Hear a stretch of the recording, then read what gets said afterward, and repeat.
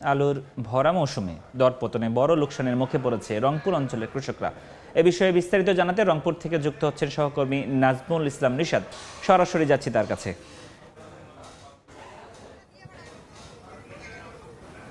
নিশাদ, আমি এই মুহূর্তে রয়েছি রংপুরের দর্শনায় এবং আপনাকে জানিয়ে রাখি রংপুর অঞ্চলকে বলা হয় আলুর রাজনৈতিক খ্যাত অঞ্চল এবং প্রতি বছর এখানে বিপুল পরিমাণ উদ্বৃত্ত আলু উৎপাদন হয়।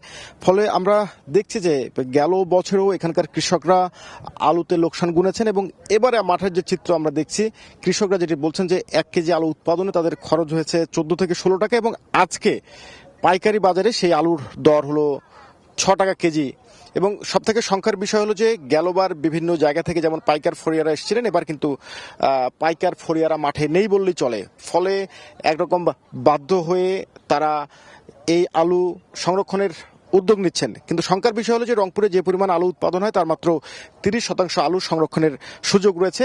বাকি আলুটা অনেকটা বাধ্য হয়ে মৌসুমের শুরুতে তাদের কম দামে বিক্রি করতে হয়, কেননা এই ফসল তুলে কৃষকরা পরবর্তী ফসলের যে পরিকল্পনা সেটি তারা করবেন।